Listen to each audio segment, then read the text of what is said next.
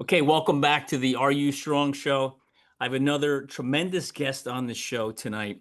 And what's the coolest thing about it is I have my Navy shirt on. You know, he is a coach at the Naval Academy, which is it's super cool to me. And when you see those who see him on video and YouTube, you get to see his Navy haircut, which is great.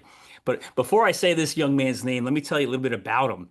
You know, and as I always say when I bring the athletes on the show, I get excited almost as much, maybe even more, about their academic performance as well as their athletic performance. But this young man graduated summa cum laude with his bachelor's degree from Monmouth University not that long ago. Okay. Um, he served as a team captain on the Monmouth golf team his senior year. And what was really cool is he was named to the Metro Atlantic or the MAAC Conference All Academic team 3 times, right? And selected to the MAAC Academic Honor Roll, you know, for three years while he was there, which is incredible. Um, as far as his playing days, he was a member of the golf team at Monmouth, and I think this to me it sounds like a lot, but he'll tell us he played 32 rounds in over 19 tournaments in his college career. That sounds like a lot of golf to me. And he was student athlete of the week. And what else is neat, if you go back to his high school days, I know this is a long intro, but he went to the powerhouse of Bergen Catholic High School, which for all those who know about Bergen Catholic High School in New Jersey, I mean the academics as well as the athletics is elite, right? But welcome to the show, Coach Jimmy Criscione. Thank you for having me. You've had incredible people on this podcast, and I'm excited to be a part of it. And let's get ready to roll. Yeah. Well, listen, I got a ton of questions to ask you, Jimmy. So before I do that, I know I just kind of gave you everybody a little bit of your background, but you could probably do a much better job. Why don't you just tell the audience just a little bit about yourself before I start peppering you with questions? Sure. I'm 27 years old from Paramus, New Jersey. I went to Bergen Catholic High School. When I was, I played multiple sports growing up, and after narrowly missing a trip to the Little League World Series in baseball, at 13 years old, I decided to switch to golf. So I found a passion for golf pretty early on. Played all throughout high school. Was able to play at Monmouth University and got right into the coaching business. My first head coaching job was at Wagner College in Staten Island, New York. Grateful to be there for 2 years, and now I've been at Navy as the assistant coach for this is my third season. That's awesome. And we're going to dive deep into your coaching career.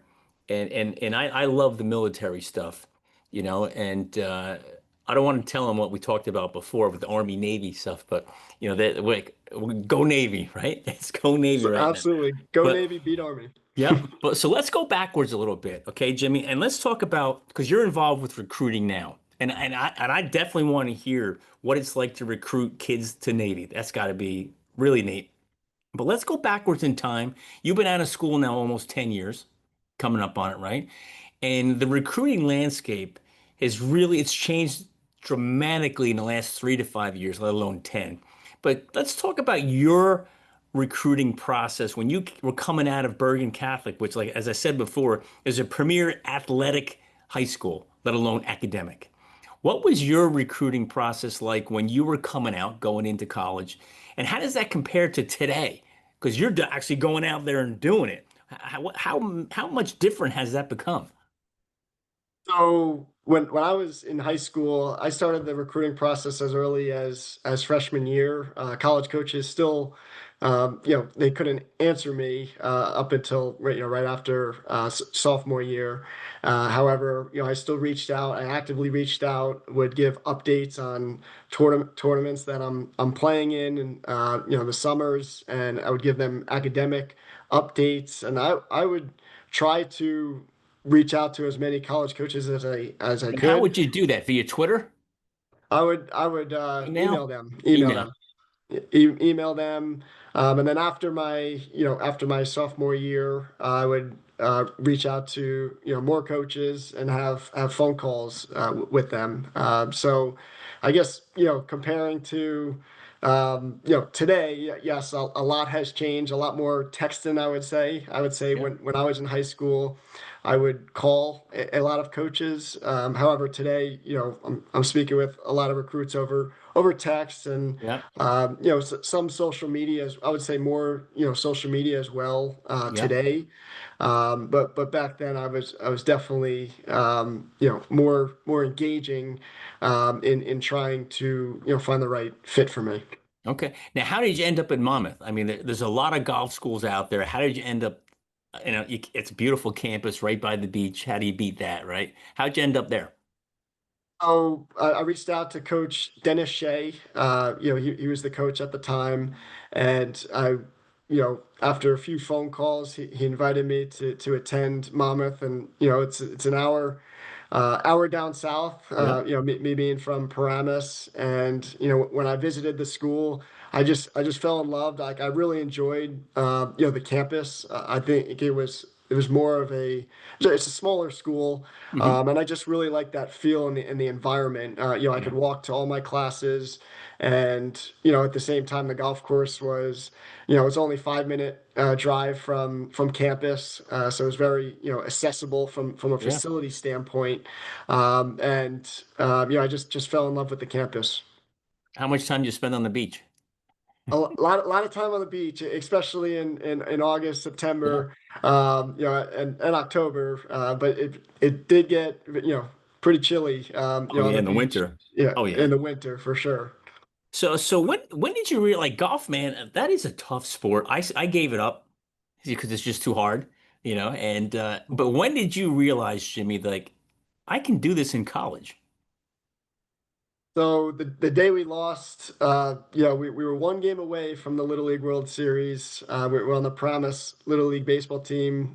In 2011, we had a chance to, win the championship game against Keystone, Pennsylvania. And Yeah. unfortunately, we didn't get it done that day. So the day we lost, I hung up the cleats and I decided to switch to golf. From playing when I was like 8 and 9 years old, taking some trips to Myrtle Beach, South Carolina, with a few of my, close family friends. And, we've golfed on those trips every summer. So I fell in love with the sport and, making the transition from baseball to golf. I was all in. I feel like when I actively pursue something, I just go get right after it. Yeah. I was able to I got some lessons. I've worked with a few sports psychologists, and I started doing some physical training as well. And I did Yeah. everything I could to try to gain an edge. How much more is the game more physical or more mental? What do you think? It's a great question. I would say definitely more mental for sure. I mean, even though some days in college events you're walking, 36 holes and you're out there for, about, almost 10 hours. Yeah. So you're up there from sun up to sundown. And that's a long day. Those are the longest days in college golf. So those are definitely physically demanding. However, the mental side, just when you're on a golf course, there's so many ups and then there's so many downs. Like just managing yourself and managing your state, your emotions. Yeah. That's definitely a challenge, when you're on the golf course. So when you were in college, when you were out there on the course, I mean, if you look at your academics, it doesn't get much better, right? I mean, you academically were pretty darn good. The summa cum laude, I don't know how far that puts you up to the top of the class, but it's pretty high, right? And like, or are you out there thinking about your grades when you're playing? Try not to. I tried to, be where my feet are. And that's what I Yeah. tell our guys, our midshipmen is, I mean, they're balancing so many different areas between the military, the academics, and Yeah. playing Division I golf at a high level. But it's definitely a challenge. Trying to be present and Yeah. focusing on the task at hand. And I think that's a big area in golf that It's got you to be have to hard. actually work on. It's hard. I mean, if I just list this off, summa cum laude, team captain, SAC president, right? you're playing golf, you got to have friends. There's fun going on. The beach is around the corner. Like, how do you not get distracted by all that stuff when you're out there playing? Definitely gotten distracted for sure. But while you're playing, you have to, I guess, where your attention is, that's where you have to focus Yeah. on. And just going back to golf being, mental, Yeah. you have to certainly work on your mental game. And I think that starts at home, in practice, when Hmm. we are, we might have a test, we might have a 6 p.m. class, have a test. And however, you have to, work hard in practice and focus on the task at hand. But just managing that, that takes practice, and it starts at home, at your Yeah. home course. So what did you do when you were in college to help balance that, the academics and the athletics? Was there any type of habits you built, any type of systems you followed to make sure you stayed focused and structured? Big journaler in Okay. college. Every morning, I wake up, I set my intention for the day, and I think that kind of Mm. helped guide me in my process of what I needed to prioritize. If I did have an essay coming up or a big test day, I definitely had to, prioritize that on those days. However, if I did have an event, on the weekend, I knew that I needed to put a lot of my energy into golf. So I think starting with, setting your intention for the day and journaling and just being aware of what you need to prioritize on your Yeah. list. I think that's key. But also just having an agenda pad of knowing like what is coming up and taking advantage of the time that you do have off. Yeah. I think definitely think that you have to take advantage of Yeah. that and get done what you need to get done. Are you still journaling today? Yes, I am. Absolutely. I That's think I awesome. think it's even bigger, being a coach. I think it's just something that I've always done, and I think it's a great habit that I've built since I was younger. But I definitely set my intentions each day and knowing what I need to work on, especially being a coach, wearing a few different hats. Now, what do you do with your old journals? Where are they now? I have them. They're in a drawer. Okay. So maybe some are back at home in New Jersey. Some are here in Yeah. Annapolis. Do you go Um, back through them and but kind of look through the past? Hey, what was I thinking last year and that kind of stuff? I haven't in a while, but I definitely did. Back in college, at my time at Wagner, Yep. of learning things that worked and did not work. So I think one day I'm just gonna take a couple months just to read through all my entries Yeah. and look back and understand what was working well and Yeah. That's what so wasn't. cool. Now, when you journal, is it just like a regular notebook, or do you have one of those journals that has all the pre-hit questions in there for you?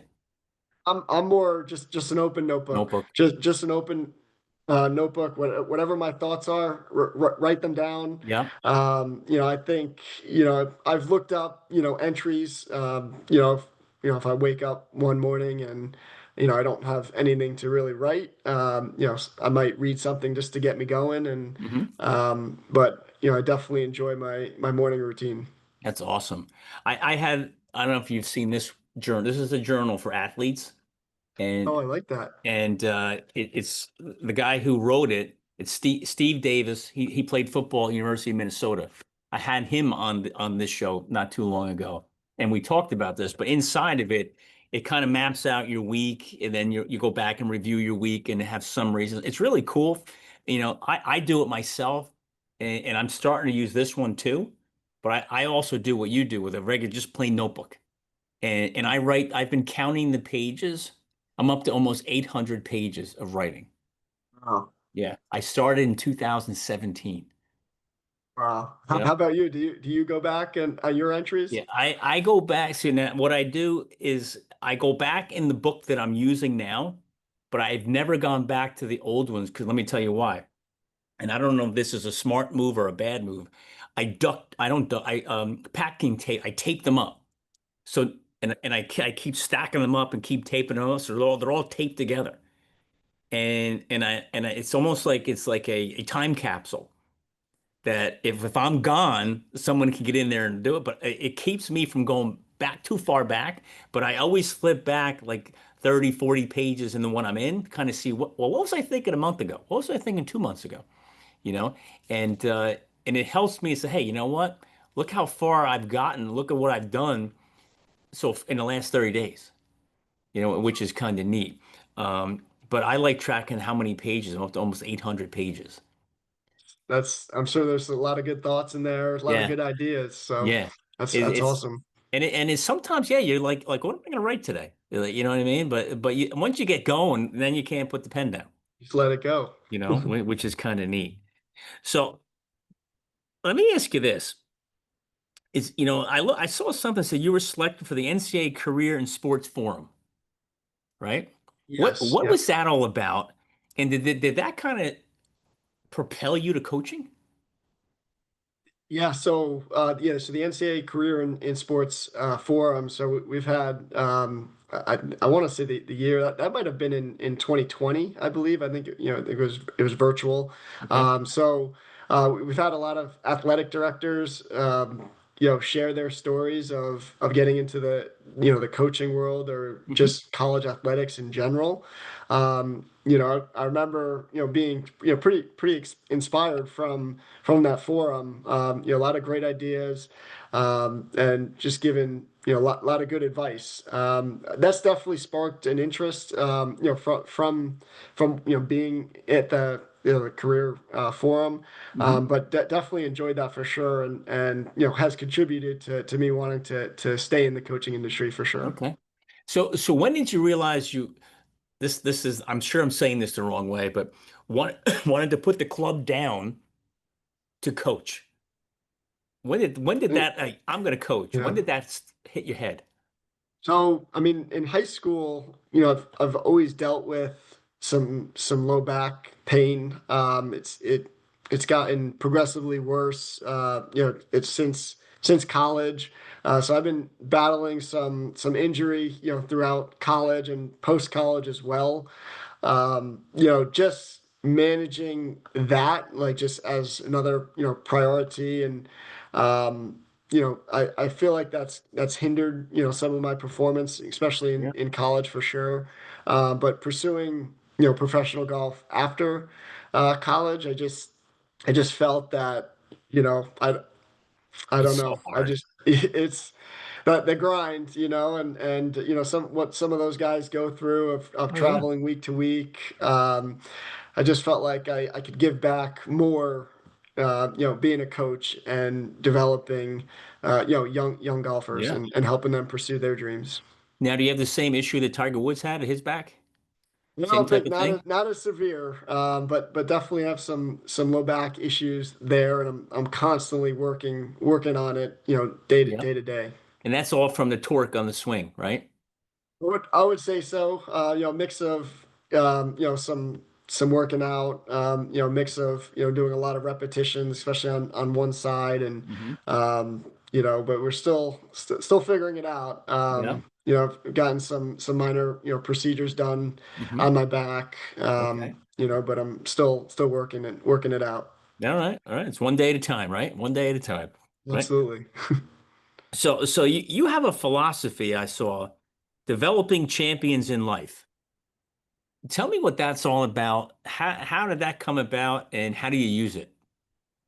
So, developing, champions in life, I would say, just, waking up in the morning and knowing exactly, what you need to do, whether it's, you know, setting a goal and doing everything you can to achieve it. I think that's, that championship mindset of waking up every morning and having a goal and so essentially, work your plan, like plan your work and then work your plan, right? Yeah. There's no way around it, right? If you want to be successful in life, you have to do the little things right. And that requires a lot of time and effort. And you can't cheat your way around it. You just have to, stick with your process and do everything you can to achieve your goals.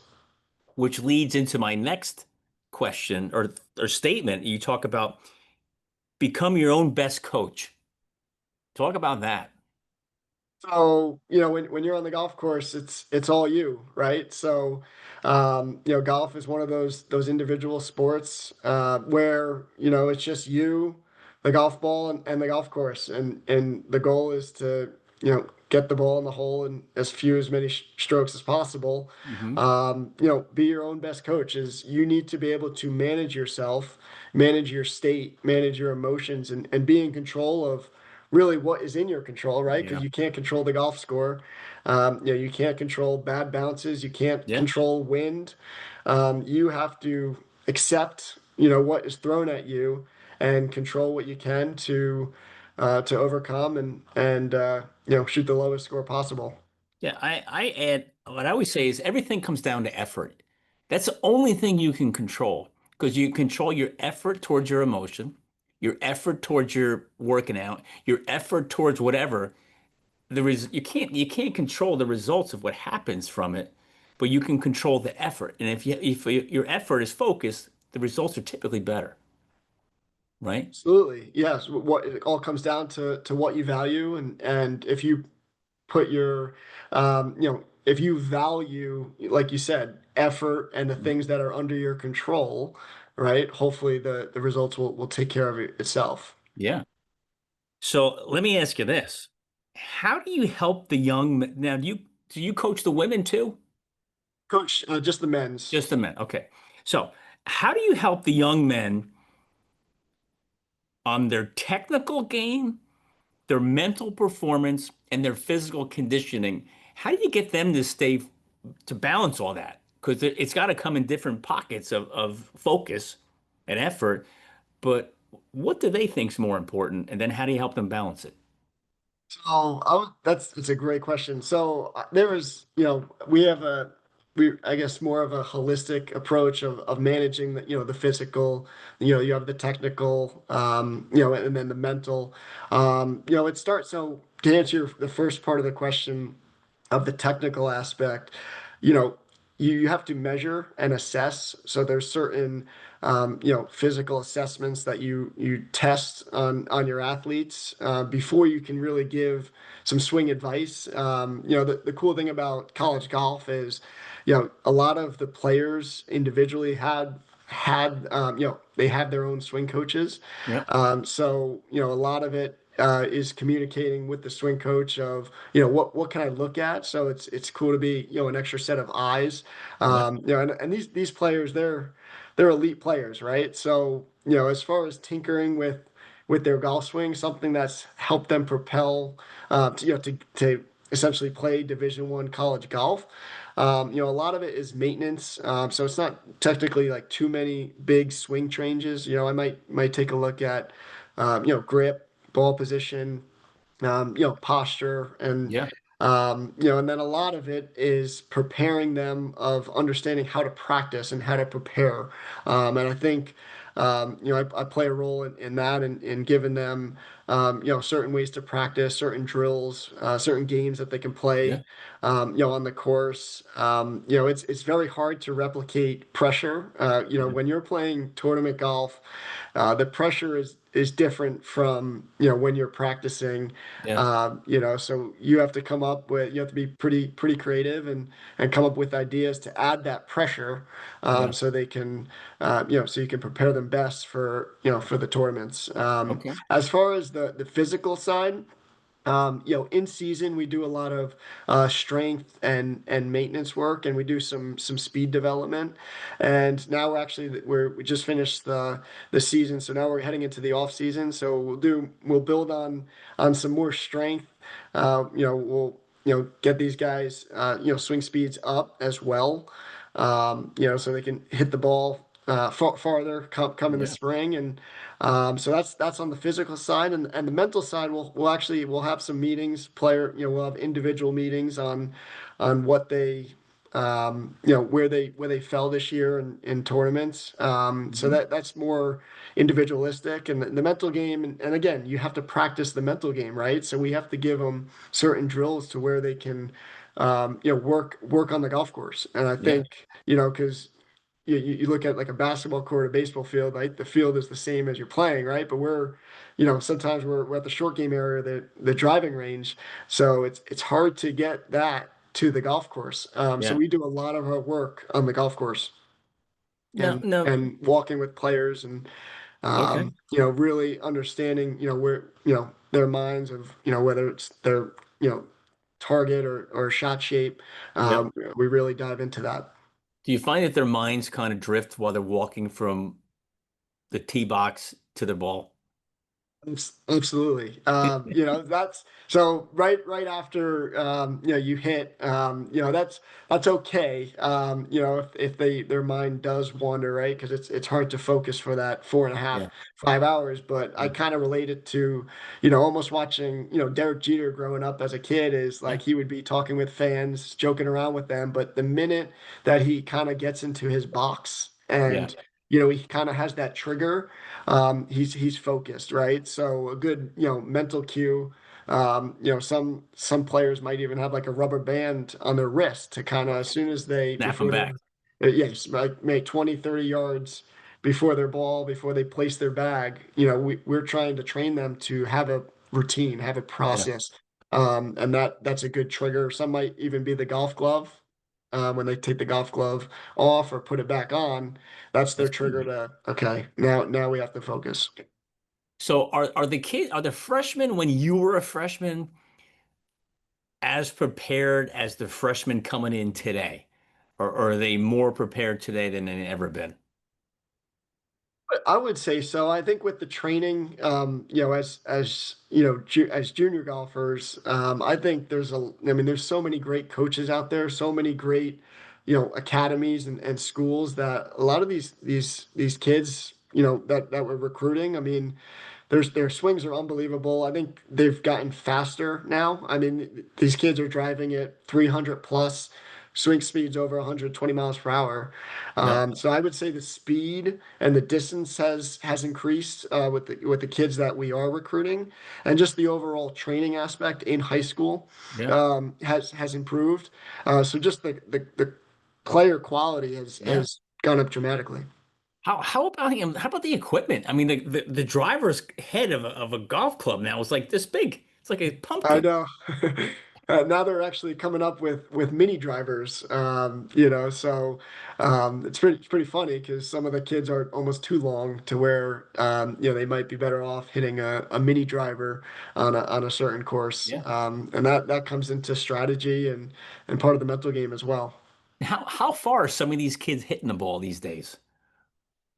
I mean, 300 yards plus. I mean, we've had Crazy. a player on our team is hitting it close to 350. Incredible. And it's unbelievable. And now we have technology of, we have a lot of TrackMan launch monitors, right? So Yeah. we know the numbers of the club data, the ball data, and we actually just had a club fitting today, just to narrow some shot Yeah. dispersions and improve spin and lie angles. So, and technology has improved. Yeah. Now, do the kids bring their own clubs? Are you guys giving the clubs? So the kids will bring their clubs, from high school. Hmm. There are certain deals in college where kids will get discounts. Okay. Whether it's through Titleist, Callaway, Hmm. PXG is also that was the fitting today. Yeah. So they supply clubs to the service academies. It's great. So they get some discounts and maybe some freebies, you know? Yes, Nothing wrong with that. So how correct. about this? You know, do you see a major difference? Wagner's D1, right? But it's not military. And now you're in the military academy. Golf is golf wherever you're coaching, right? But what's the difference between the Wagner guys? And I'm not looking for like negative differences, but there's got to be a difference between the traditional college student and then the U.S. Naval Academy student. What can you assess that a little bit? Yeah, so I mean, I would say just the main difference is the structure of the academy, compared to Wagner College. I believe, the routines are different, right? So, Wagner College, great school, and a lot of the classes are, spread throughout the day, whereas the academy, you're up early. And the classes will go straight through, almost to 2 o'clock. So your practices are, the same time every day on the weekdays, and then the weekends you're also practicing as well. More freedom on the weekends. Whereas Wagner, the classes where we'd have to deal with, some players might have a class in the afternoon when Yeah. we would want to practice, right? So, as far as golf course availability, where at Wagner, we would have to wake up super early and practice at times, and the Naval Academy, we're practicing in the afternoon, but they have a lot of other obligations, Yeah. the students. So they're managing the military component, right? So they might have forestall lectures. They might have a mandatory speaker They might that have will to go have jump out to. of helicopters, right? Exactly right. There might be certain physical screeners, Yeah. whether it's training for EOD or Navy SEALs. So there's a lot of the military side that the Naval Academy midshipmen have to deal with. Yeah. Are, you know, I think if I'm a coach, I've never coached college sports, never coached high school sports, I coach little kid stuff with my kids when they were little. But I do remember like some kids are just very coachable, some kids are just uncoachable, and they're just tough to deal with. Again, Wagner, traditional college, military academy. Do you find that both are just as coachable or one's more coachable than the other? Would say both. I mean, both are coachable. I mean, I just golf is so, it's not your traditional team sport, right? Yeah. I mean, even though, we travel as a team, it's each player is so individualistic where, there's a lot of individual meetings where, you're dealing with a lot of different personalities, Yeah. whether you're at Wagner or the Naval Academy. So you really have to, assess each player individually, assess their Yeah. mental game and their physical game, Yeah. and come up with different strategies for them. And I think that's pretty unique. For a sport, to where each player's they still need to come together and perform, but Yeah. they each go a different way about it, of how they get it done. Like for example, one of our you know top players this year for our team, Jack Tarzi, who won 3 individual events this year in a row this fall. He likes to do a lot on the golf course, right? Whereas our other player, Derek, likes to hit a lot of balls on the range. So there's so many different areas Yeah. of how can we help this player, and certain players like certain things, so it's really managing each player differently. Yeah. So you were the captain at Wagner, I mean, in Monmouth, right? Monmouth, yep. And became the head coach at Wagner. As a captain, every now and then you got to pull the players in, right? Every now and then you got to put your arm around a young guy and talk to him. Every now and then you got to pat him on the back. Every now and then you got to pat him on the butt and say, "Let's go on, get going." Do you see a difference today in today's captains that they are more involved with the team, more maybe hands off on the team? How are the captains today compared to when you were a captain? It's almost 10 years ago. Sure. That is another great question. So I would say, I mean, we had a tremendous captain last year, where he was was more talking with each player like individually. At times he would talk to the entire group, and that he would do that. And then our captain this year, is more getting on each guy, right? So, um, So I mean, from Monmouth, being a captain, I would just check in individually with each guy, and at times you would have to, get on a guy, right, if they're not practicing hard or they're not focusing, and Yep. but it's pretty similar from then to now.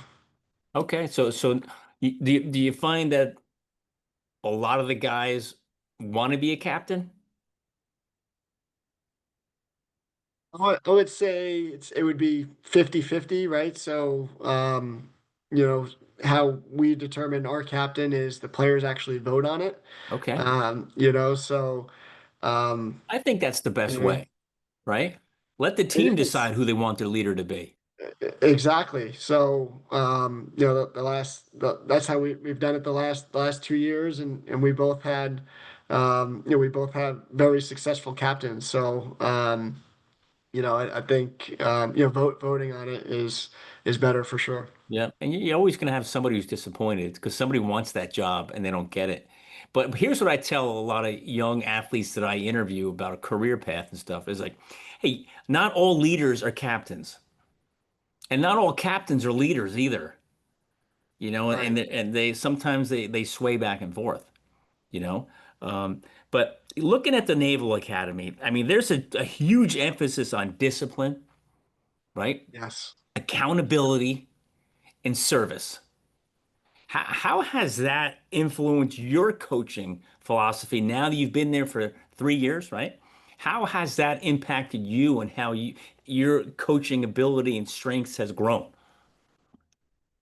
So I would say, just learning when I first, interviewed for the job, they said that it's going to be different. It's going to be a lot different. And again, I'm still learning, whether it's, certain military terms or certain, events that they have to attend to, and learning about their summer training, and all of that at the same time playing, Division 1, college sport.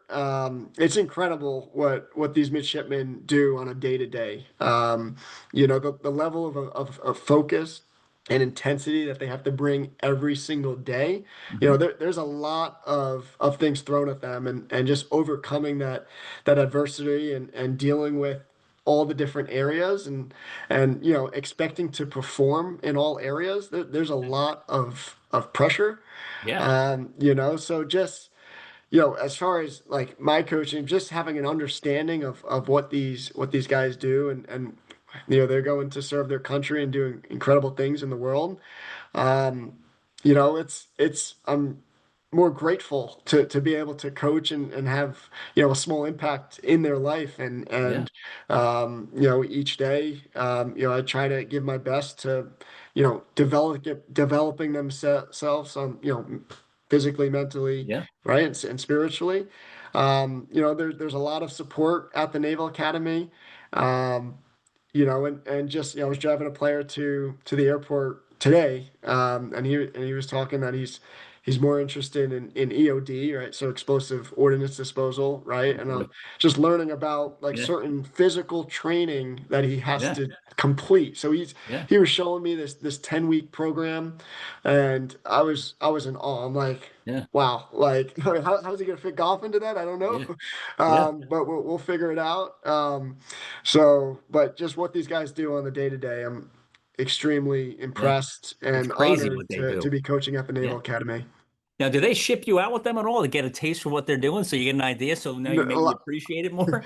a lot of it is classified. So, not to, they can't, they can't tell me a lot of things what they do, especially, if they're on a submarine, or they can't tell me where certain submarines are. So there's a lot of Yeah. secrets. So it's pretty special.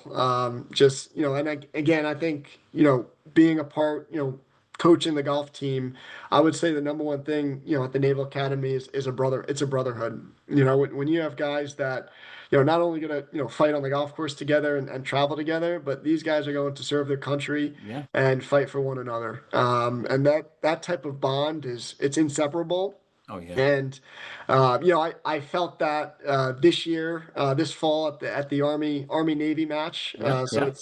it's a Ryder Cup style match. So you have four ball matches the first day, and then you have seven singles matches the second day. And the intensity and like the level of focus that week in practice and being around the guys, and when Army comes into town and they're at the golf course, there is some there's it's very intense. Now, do they uh, respect each other even though they can't stand each other?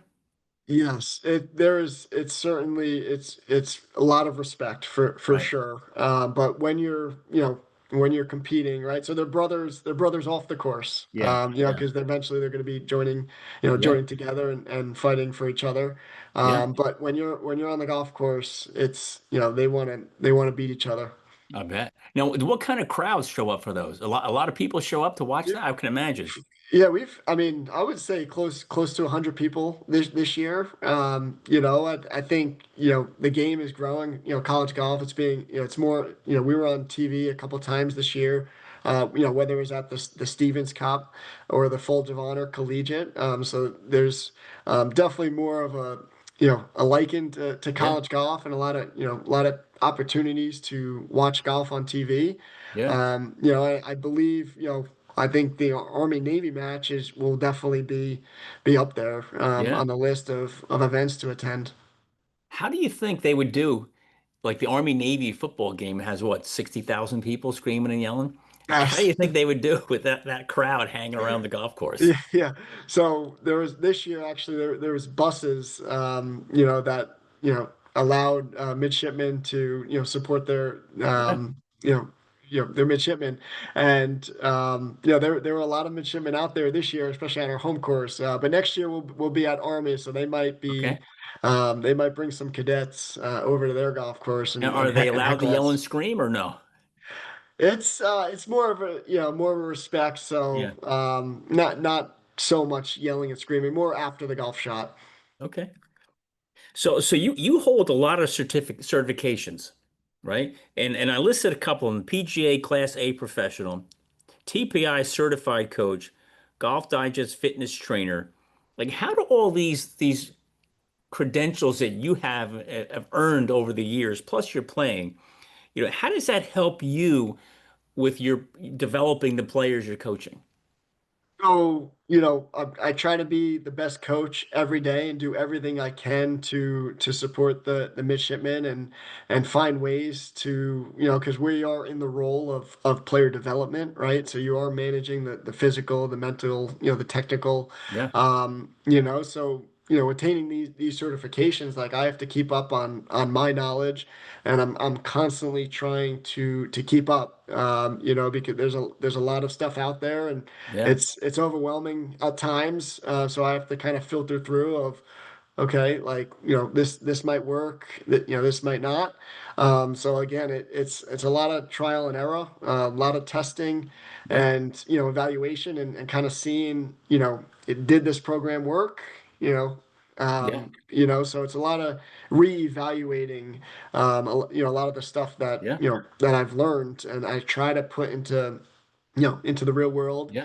So it's been fun, doing a lot of, studying at night and, doing everything I can to be the best coach and try to help these guys, win conference championships, beat Army every year and Yeah. win the Commander in Chief Cup.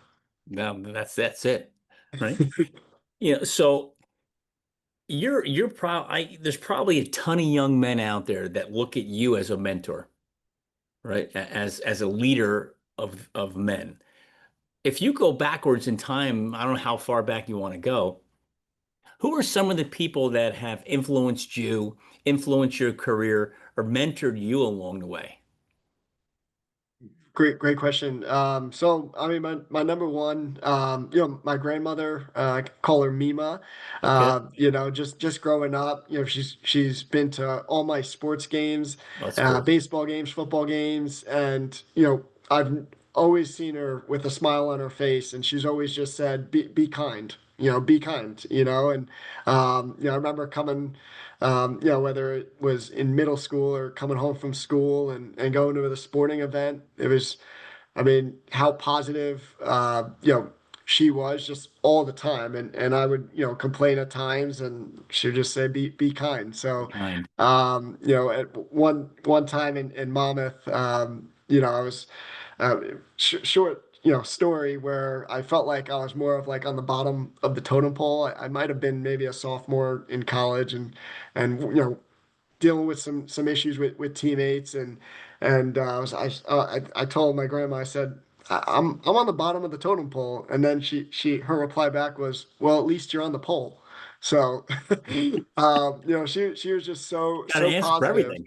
Exactly, right. Good. So she's been a great mentor in my life, and I love her so much. And I would say from professional standpoint, I've always been curious and a lot of different coaches, and athletes as well. My childhood hero growing up is Derek Jeter. Okay. I just was so fascinated in how he handled himself. Whether it was with the media, whether it was off the baseball field, or even on the baseball field, Yeah. showing sportsmanship. So I've always been fascinated in how these athletes handle themselves, which is why Derek Jeter was in my recent book that I've published, called Little Timmy. So it's a few of my life lessons to help share all the lessons that I've learned playing sports growing up and throughout college. So talk about that book. What's that all about? What inspired it? Where can people get it? Yeah. So the book is called Little Timmy. It's on Amazon, so you can get the Kindle version, or you can order a hard copy. And just the inspiration from it. So just growing up, like in, playing baseball and just going from, season to season, whether it was going from baseball to football to wrestling back to baseball, swimming, diving, soccer. There's Yeah. so many different, sports that I've played, and I've really wanted to find a platform to share some of my stories. And I figured the best way to do that was through a children's book to help inspire the next generation of young athletes and being champions in life and in all areas and doing the best you can. And I just started typing on a Word document one day, and it was pretty good in the beginning, and I was just like, all right, let's keep going with this. And I knew I wanted to open with like a short story of like my personal life, Yeah. and I always wanted to close it and like wrap it up with the life lessons like learned from the book, Yeah. and try to share my message. And it was fun writing it. I went through a lot of different copies, a lot Right. of hard copies, printing out, finding the right illustrator to help Yeah. share my story. Yeah. So it was a cool little journey, and I believe I published it in April of 2020. So Okay. it's been out a couple years, and I go back time to time and read that book. Right. Now, have you thought about making an adult version? Maybe we Because shall the see. story Yeah. continues, right? The story just continues. It doesn't end. That's true. So, maybe that will be in the future for sure. That's book number two. Book number two, the adult version, Yeah, the adult. chapter book. You say it's little Timmy or little Jimmy? Little Timmy. Who's Timmy? Little. I just created. I do have a cousin named Timmy. Okay. But it's just when I started typing on that Word document, I just called the character Timmy. Timmy. Good. Well, you know what? It's funny because if I look at all, talk about service, military service, right? But your service, like your book, is service. You're providing a service to the younger generation about, doing good and for not just for themselves, but for others and growing, right? But if you look at all this stuff you're involved in or were involved in as well, like you are and you were, like the first tee of Raritan Valley, Give Kids the World Village, Special Olympics of New Jersey, the big events at Monmouth. I mean, like, what inspired you to get involved with all this stuff? I think it comes down to, my grandmother and my family. I think, some of my values, growing up has been to be kind, to be generous and to, just be a good person. And I think, I find great joy in helping others. So, just teaching, I've found a liking to it, teaching, whether it's, giving golf lessons, or helping a college player, achieve their dreams. I find great value and joy in service, and helping, players and young athletes fulfill their dreams. That's how you ended up at the Yeah. Naval Academy.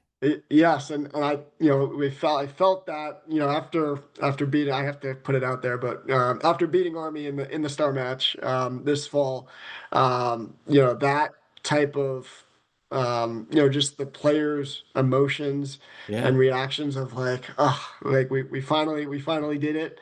That was a very special moment. Especially in the locker room, guys yeah, celebrating, and that was a very cool, sports moment for, being at the yeah, Naval Academy, and on top of that, winning the Commander in Chief at Historic Golf Club, Winged Foot Golf Club, and just the bonds that you build, the van rides that you're oh going to yeah, remember, and someone says a funny joke, and those little comments that you remember, and just yeah, being together. yeah, That has driven me to try to replicate those moments. Especially being a coach, and doing the best we can to yeah. help these guys. Now you said before celebrate. Do these guys really get to celebrate? Like, is it like 10 minutes and gets back to work, or do they get That a night off? that was a good celebration. Definitely a night off for sure. We're waiting for our nice steak dinner, with the guys. That's part of the Naval Academy's goal is doing everything you can to, you know, win at all Yeah, costs. yep, I think, I love that in every area, and it's not just, not about the results, but doing everything you can on the day to day of your yeah, process of winning, winning in the classroom, studying at night, yeah, waking up early morning, going to class, going to the golf course, changing quick, heading to the range or the short game yeah. area. You have to win at all costs, and you have to do that pretty consistently on the day to day, and For a and long time. for a long time. Yeah, Yes. yeah. So there's going to be somebody listening to this who is in high school, who's playing golf, and they might not have thought about the Naval Academy just because of the competition and really how tough it is to get in there. But from a recruiting coach, let's tell everybody, like, what do you look for in a recruit that you feel is the right fit for the Naval Academy? So you going back to your last episode, on your podcast, you were talking about grit. That is something, that's it's you really need a lot of time to, to see if a player is, going to be fit for the academy. So that comes down to relationship building. I like players that will reach out and email updates and are just showing that they want to be at the academy. They might email, once a week, or every couple weeks of just certain updates. Even if I can't respond back, I like the players that actively reach out and put Naval Academy as their number one, choice. And you know, as the relationship continues to build, it's going out and watching a player on the golf course. Do they have the physical ability? Especially when we're playing longer golf courses where, Yeah, um, you know, is this player, have a lot of speed? Is he athletic? A lot of the research is done before I'm watching the Yeah. player. But then again, it might be, how does he treat his family, right? It might Yep. be observing a player after the round, right? Just understanding his personality and his characteristics. It's a lot of time that goes into it, Sure. because we're only recruiting, two to three guys a year. That's it. Even though we did bring in six guys last year. But even though um, six, that's nothing. it, It's like a yeah, football team's bringing in 30. I know.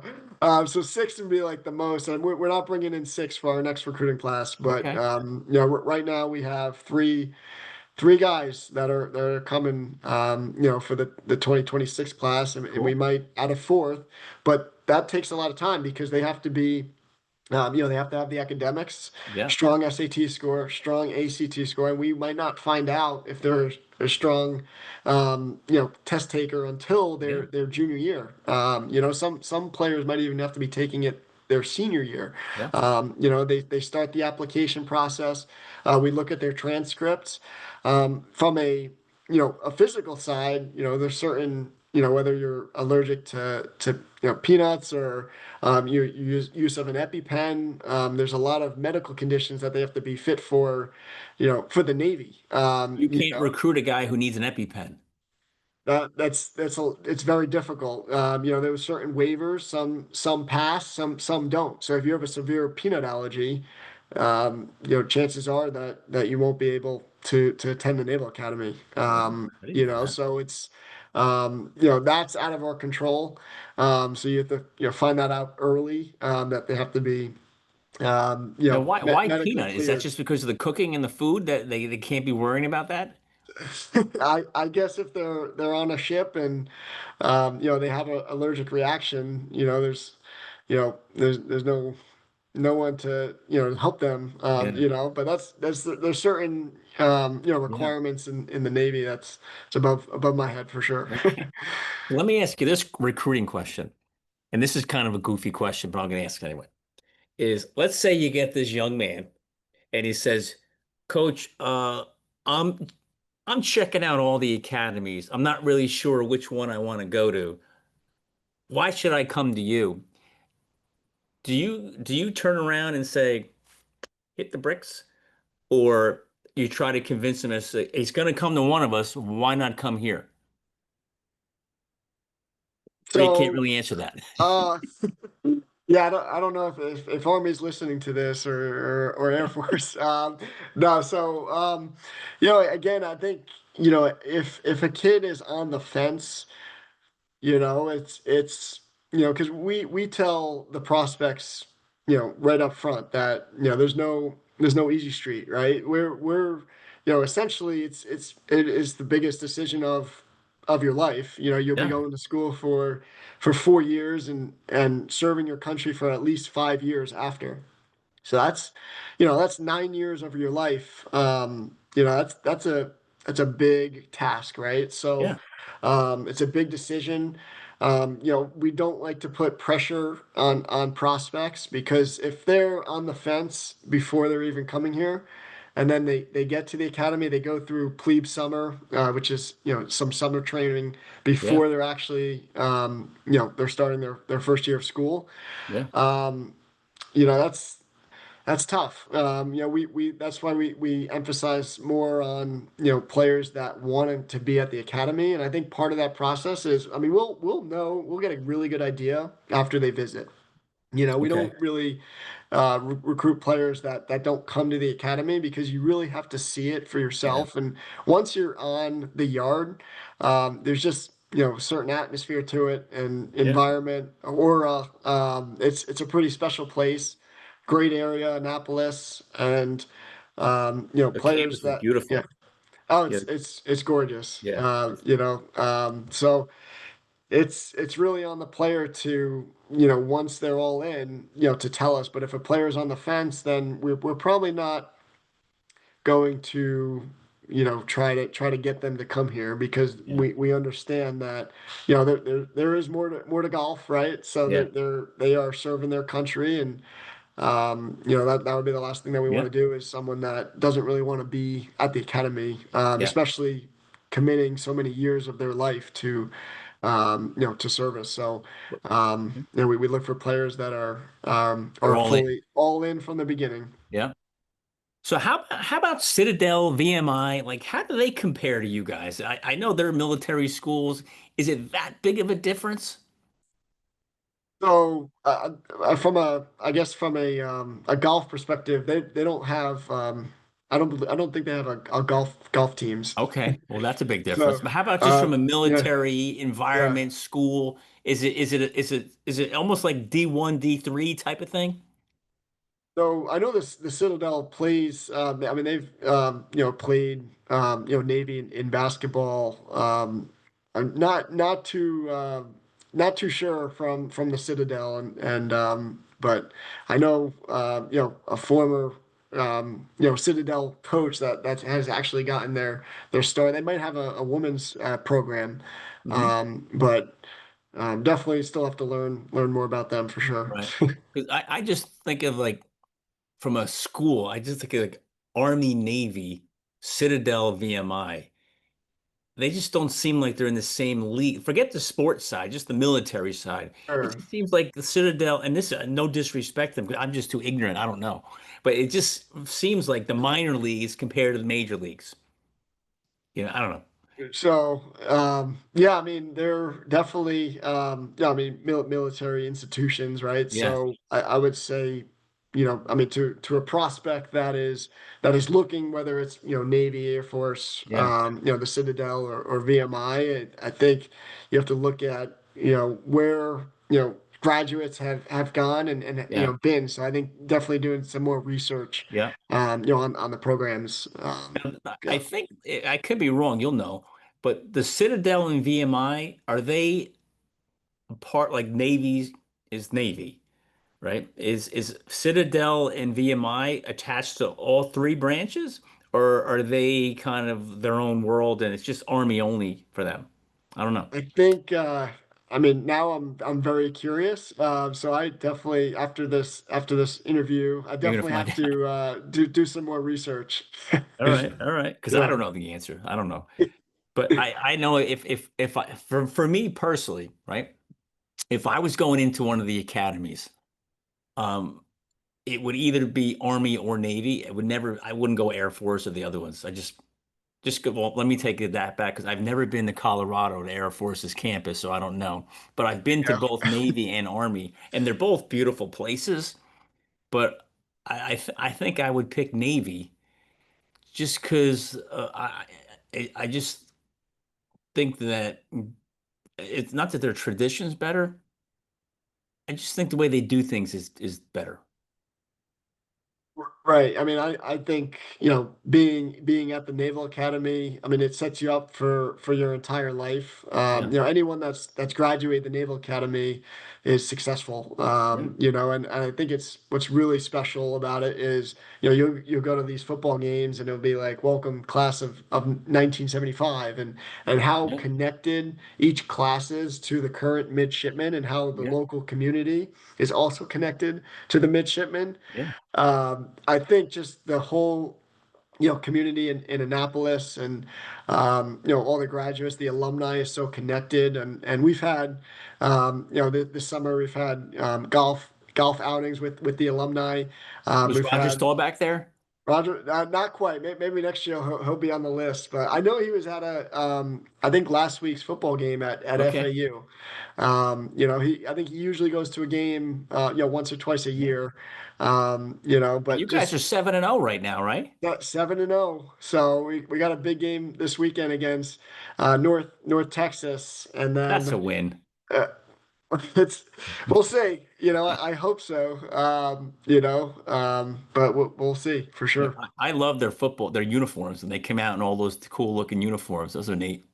No, I'm excited for the reveal, the Under Armour reveal, and last year was Fear the Bones, Okay. which was an air division, one of the deadliest air divisions in Navy history. Really? So when they saw the skull on the skull head, Yeah. it was over. Uh, so I mean, you're a young guy. Like you said before, you're what, 27, right? 27. When are you going to be 28? August. August. So you're August. barely Yeah. 27. Yeah. You got so much future in front of you, and I don't want to wish your life away. But what does the future look like for you? Like, what's the aspiration? If you can paint the picture, like where's your career going? Right. Actually, I mean, next week I'm going to San Diego for continuous education. At the Titleist Performance Institute. Mhm. Just continuing, gaining the knowledge and learning how to coach, how to teach. Because there's definitely a science, or Yeah. there's an art to teaching and coaching, Yeah. and I'm constantly trying to improve those areas. And I think there's many jobs out there right now. I'm trying to, I'm really enjoying my time at the academy, and maybe Mhm. one day, I'll be a head coach, or so we'll see what the future holds. But I guess I have to do some more journaling to find Yeah, out. there you go. Now, do those programs like also get involved? Well, here's how to manage a team too, because there's a lot to managing a team when you're the head coach. It's not just, hey, let's go swing some clubs, you know? Yes, So that aspect of the game today is so much different. When you were at Wagner, man, you had to manage the whole team, everything. yes, Right? You had yes. the business side and the game side. How you think that's changed much? Um, I mean, it's as an assistant coach, you definitely have to understand your role. The head coach, he's the head coach for a reason, right? So he's in charge of the planning and the recruiting as well, and the messages and just listening and hearing the head coach speak. Yeah. And I'm learning a ton from Coach Jimmy Stobbs. He's a three-time national champion coach. He was at his former school at Barry University, and he was coaching Division II school, and Hmm. Navy recruited him to come coach. And Yeah. now I'm just extremely grateful to learn under extremely smart and driven head coach Jimmy Stobbs. How long's he been there? This is his fourth year, I believe. So this, All right, yeah, so a and then yeah, so little bit fourth longer than year. you. That's it. Yeah, so bringing two fresh guys in to try to help continue to improve the program. And we have we just finished up the season, had a strong fall season, and now we're in the off season. We're getting ready to build for the spring. Our first event is at the Watersound Invitational. It's usually hosted by Florida State, but this year I believe Alabama's hosting it, so there'll be some Okay. pretty good teams down there. That ought to be fun, right? Absolutely, the guys are pumped already. It's so funny when the guys come to, even in the off season, the guys are, still driven to come over from the yard to the golf course. Yeah. And um, you know, it's pretty cool to see, that, the coaches don't really have to really push the players. At times we Yeah. do. Yeah. However, the guys are, comes down to the individual player, and seeing the captain, be more of a service leader. I think that's inspired the guys, to come over and kind of work like the captain. Yeah. So having a good captain helps, and we're moving forward, and we're excited for the spring season already. That's cool. So, Jimmy, we covered a lot of stuff. Oh, We yeah, talked about you coming out of high school. We talked about you in Monmouth. We talked about you coaching at Wagner. We talked about, Navy and all these cool things and where you're at and where you're going. One day you're gonna look back, right? How do you want people to remember you when they look back on Coach Jimmy? What do you want them to think and say? wow. So I mean, I would say, someone, just, I guess, someone speaking about me, of understanding, how driven I was, and how just my overall work ethic to help, do anything I can to help each player individually. Hopefully, they would say that I'm kind. I was going to hope you put Like, that in there. like my grandmother, right? Yeah. Choose kindness always. Yep. And be a genuine, good man. Yeah. Maybe one day I'll have a family and have some kids and just being a good man for the community and being there for my family and team as well. So Yeah. hopefully that answered your question. Yeah. I mean, that's a great answer. And I can just listening to you for the last hour or so, um, I'm sure they're gonna remember that and more. Right. I appreciate it. Yeah. I'm grateful to be at the Naval Academy. We'll see how the season unfolds for the spring, and Yeah. our one goal is to win the Patriot League. We did achieve our two goals this fall. So now's a really good time to reassess of where we are at, having some individual player meetings and ultimately reassess our goals and create new goals for the Cool. spring and obviously I'm extremely grateful to be on your podcast and your podcast has taken off so Yeah. thank you for having me on. I'm happy to have you, and my last question for you is there anything that we haven't touched on or hit do you think we should focus on before we wrap it up? So um yeah, I mean, just talking, discussing, about the academy. I think, just the overall, of what these midshipmen do on the day to day and a daily basis. They are constantly, working hard every single day, and going, what these guys will be doing when they graduate. They're going to do incredible things in the world.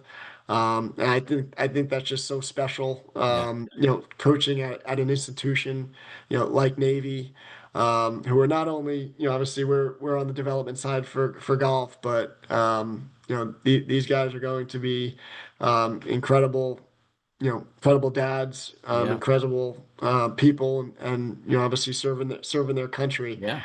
for a long time. So I'm very grateful for them, and you know, thank you again. No, thank you. I mean, they're going to be great future leaders of this country too, Absolutely, which is I think that's what the average person out there, I don't mean that in a disrespectful way, who's just not involved with the way you are. They don't understand where these people are going to be one day. And they will be running and leading the country in all kinds of ways. And without them, we wouldn't be who we are as a country. exactly. You know? So they will be leading the country and